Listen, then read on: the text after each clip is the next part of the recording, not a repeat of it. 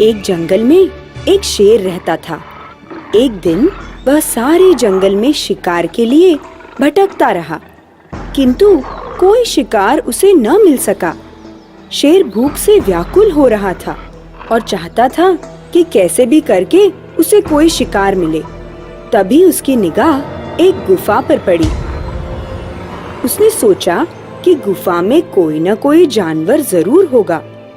उसे मारकर अपनी भूख शांत कर लूंगा। यही सोचकर उसने गुफा में झांका, लेकिन गुफा खाली पड़ी थी। उसमें रहने वाला पशु वहां से जा चुका था।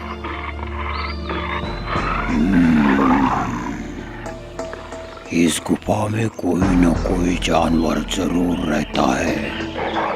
रात में विश्राम करने के लिए वह जरूर लौटेगा, इसलिए मैं इसी गुफा में छुपकर बैठ जाता हूँ और जब वो जानवर रात को आएगा तब मैं उसे खा जाऊंगा।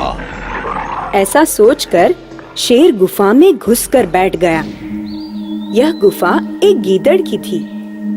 शाम होते ही गीदड़ अपनी गुफा में लौटा। वह अपनी गुफा में घुसने ही वाला था कि ठिठक कर खड़ा हो गया। उसे शेर के पंजों के निशान दिख गए थे।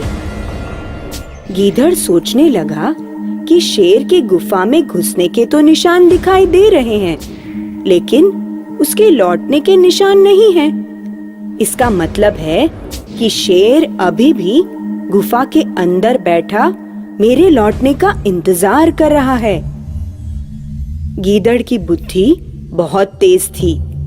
उसने यह जानने के लिए कि शेर अंदर है कि नहीं, एक तरकीब सोची और उसने गुफा के बाहर से ही आवाज लगाई, गुफा, ओ गुफा, मैं आ गया हूँ। अब शेर ने गीदड़ की आवाज सुनी तो वह और भी दम साध कर बैठ गया। गीदड़ ने दोबारा आवाज लगाई, गुफा, ओ गुफा, आज तुम खामोश क्यों हो? मेरी बात का उत्तर क्यों नहीं देती? लेकिन अंदर से किसी की आवाज न आई। शेर एकदम से तैयार होकर बैठ गया।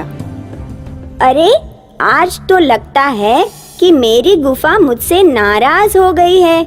मेरी बात का उत्तर ही नहीं दे रही।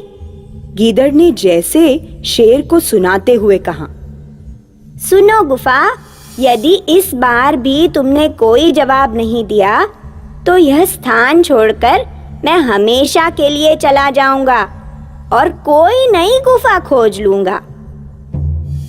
शिकार की ताक में घात लगाए शेर ने सोचा कि यह गुफा जरूर बोलती होगी, तो मैं ही क्यों ना जवाब दे दूं। गुफा किसी आवाज में गीदड़ को उत्तर दे ही देती होगी। यदि मैं चुप रहा तो गीदड़ गुफा में घुसेगा ही नहीं और शिकार मेरे हाथ से निकल जाएगा। यही विचार कर उसने हल्की सी आवाज अपने मुंह से निकाली,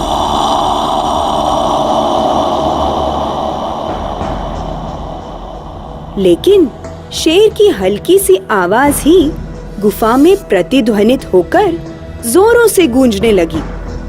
बस फिर क्या था, गीदड़ अपनी जान बचाने के लिए वहां से भाग खड़ा हुआ